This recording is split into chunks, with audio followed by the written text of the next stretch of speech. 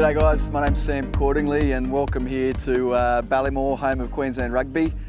We've turned the weather on here for you today. I'm going to take you through a little bit of box kicking today, a little bit of the, I suppose, the strategy behind it, as well as some of the points around the technique. So guys, one of the main reasons we do box kicking is to really take a little bit of pressure off our 5'8" and also our fullback. It's a real string in the bow for a halfback to be able to put up a contestable kick, try and gain 20 or 30 metres and regather and really get your forwards on the front foot to try and get that ball back, creating a pressure situation in the contest. So guys, you can just see this is a little bit of a grid that we're using here to practice our box kicking. So in an ideal world, we're getting about 4 or 5 seconds hang time on the ball.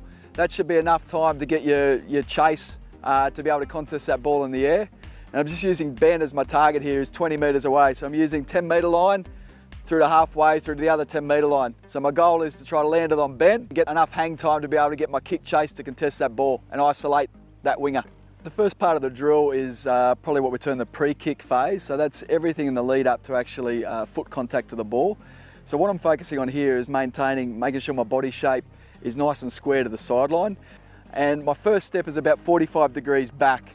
So the reason why I do that is I want to take myself out of that sort of charge down position, but I also don't want to be kicking around the ball too much with the risk of putting it into the sideline.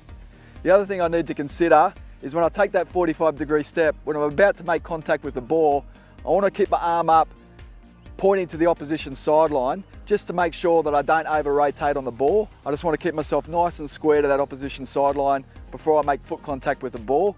That'll give us nice, consistent direction of where that ball flight's going to go, rather than that inconsistency of being able to hook it or push it into the open field.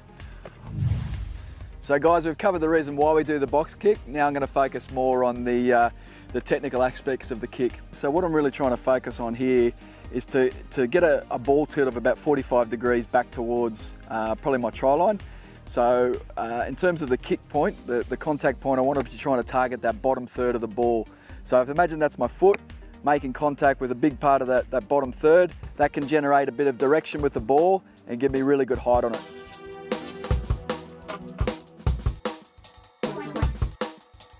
The third part of the box kick technique is the post kick or after contact. So as any good kicker will tell you, we're really trying to keep our head down through the kicking action.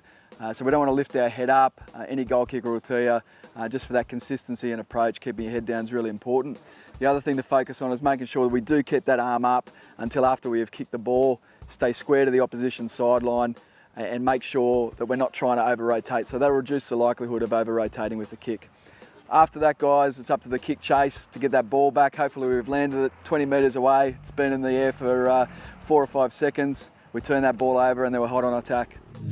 So guys, just a couple of other additions to think about outside of the actual box kicking, which will make it a lot easier for the halfback to get a good kick away.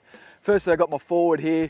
Once that call's made that the box kick's on, I want someone here, in my case, protecting my right foot. So he just stands his ground. He gets in a position where he's covering that charge down. So that guy is coming through, he's protecting my right foot. Obviously, he can't move away from that position. He's got to hold his ground. If he moves either direction, he could get pinged for obstruction, but he's quite entitled to stand his ground there. Call's made, and I'll make that kick really difficult for the opposition to charge that down. The other thing to think about is just the positioning of where that blind winger is chasing the ball from. It should be really easy for any winger that's got a bit of gas to cover that 20 metres in 4 or 5 seconds. So there's no need for what we usually have is a winger, for a lot of young guys, their winger standing back, and that timing pressure for that 9 to get that ball away and not hitting it on the right mark. So it's really easy for him to stand flat-footed, come up to that point, obviously stay behind the kicker, recognise that I'm going to be taking a step back, and he just times his run off the contact of the ball. So he gets through, puts that kick chase on, nice and easy to put pressure on, get through onto that ball. All right, so the kick's gone up. I'm the contesting winger chasing the ball through. Now Ben's caught the ball. In an ideal world, we want to keep that ball landing in the 5 metre channel to be able to isolate this winger as far away from his nearest support as possible, which is either going to be his forwards retreating or probably his fullback coming in to support him as his first man. What we don't want to do is get that ball too close to the touchline, because if we get a situation where we're still in field, that ball could be contested in the air, still in a position where that winger can take that ball back. The kick's gone out on the full. So still want to keep it a little bit infield, isolate this guy. Either best case scenario, win the contest in the air, or if he does receive the ball, we put real pressure on him, go past the ball, turn it over. So guys, that's a wrap on the strategy and the technique of box kicking. Obviously, as I said earlier, it's a great asset for any good nine to have in his arsenal, to be able to put that kick up and put a lot of pressure on opposition to get that ball back through a contest. So guys, it's like anything, get out there and practice, and that's the way to get better.